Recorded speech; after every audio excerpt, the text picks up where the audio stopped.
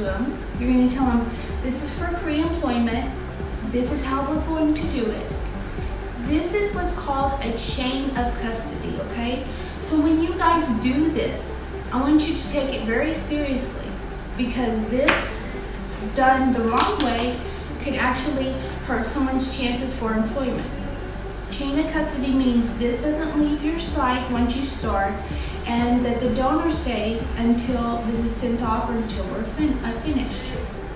First step, even though you may know the employee or someone else knows the potential employee, you always want to ask for their ID. For instance, here for Jane Doe, I have her Texas driver's license. She's presented to me. And what I'm going to do is I'm going to take this with her after I've explained how we're going to do this, and I'm going to fill out this form. Could you come forward and I can show you the form? So right here, you notice on this is a chain of custody form. You're going to fill out their social security or ID number, and then you'll fill out their last name, first name, and how you verified it. So photo ID. Reason for the test is pre-employment. The drug test to be performed, don't fill that out yet until we know. And then here is going to be completed by the collector. Are we doing this on site? Yes. The lot number can be found right here. You want to look at the lot number and write that down, as well as the expiration. We want to make sure that it's not expired, right? Because that can give us faulty. Once we have that done, we're going to put yes. I went ahead and filled out my name and the date for her on these so that we can get them done. Okay, so I'm telling the employee what we're going to do is we're going to do an alcohol and a drug test on you before you start work, okay? So what I'm going to have you do is remove your jacket and empty your pockets if you have anything in there. And then I'm going to have them do this first. I'm going to say, okay, I want you to go into the restroom, remove the lid, and you're going to urinate in here and then leave it there. Don't flush, don't wash your hands until you've let me know you're finished, and I'll come in there and then we'll do the test together while you can see it. On these initials, the reason I want her to sign here is when she's done, when I go in there with my gloves, I'm going to take this off and place it over it. She's also completed here, written her phone number down in case the doctor needs to talk to her, in case I have to send this off. She's also told me, hey, I take a prescription. I told her that's fine. What you don't want to do is take copies of prescriptions. We're not doctors. We want the doctor to figure that out if it shows up positive. So we're going to say I'm going into the restroom now. Jane has her specimen. She's called me in. And I'm going to tell her, okay, Jane, this is, remember where chain of custody is. Okay, Jane, what I'm going to do is I'm going to take this and I'm going to place it over the top before I test it. You want to make sure you get the center over the cap. The reason I'm sealing this is that Jane knows if this gets sent off to the lab, they won't test it if it's been sealed, if this has been broken, okay? Chain of custody. She knows she's in good hands with us.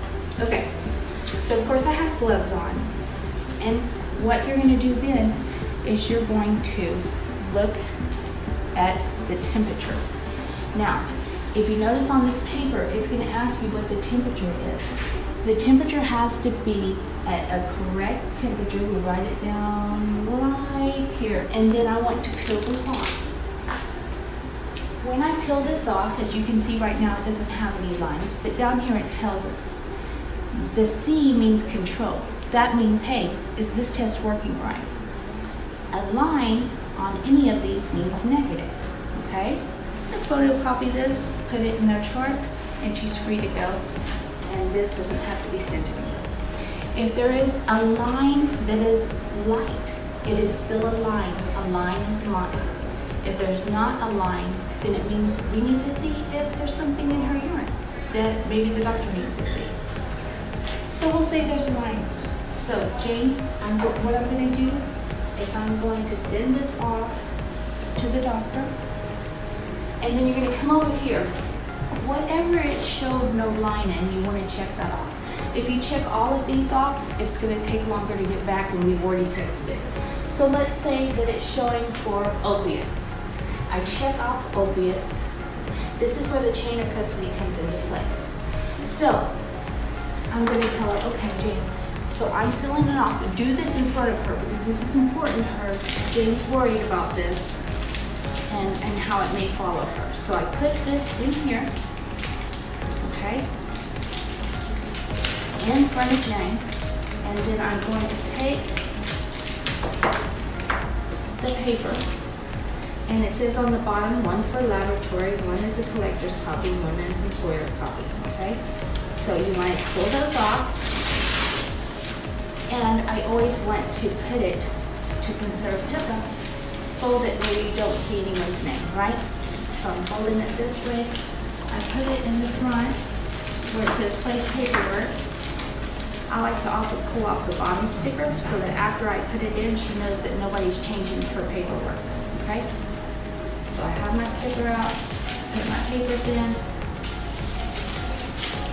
I think I got too small of a bag for this. But I put this in, fold it over, and then I say, Jane, take a look. So that your paperwork is safe also, I'm putting that paper, remember that you initialed over the top here. So that if that's in any way busted, we will know. From here, you should have pre-printed envelopes, okay? FedEx bag, okay? So the breathalyzer is going to detect alcohol. So what you do is you cap the package, you make sure it's at the room temperature.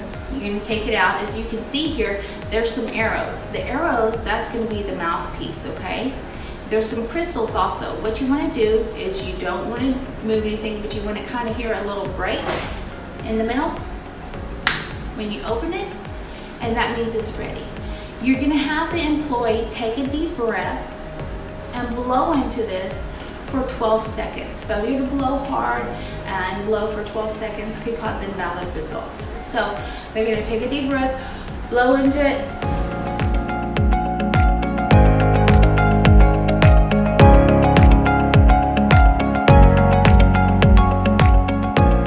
And what you're looking for is you want to see, as you can see on the side, these crystals. You want to make sure they're not turning this color. If they turn that color, we may have alcohol. And so what you're going to do then, since we don't send this off, on this, when you did the drug test, remember, don't put this, you could do this one first, is you're going to write in here, check for alcohol, okay?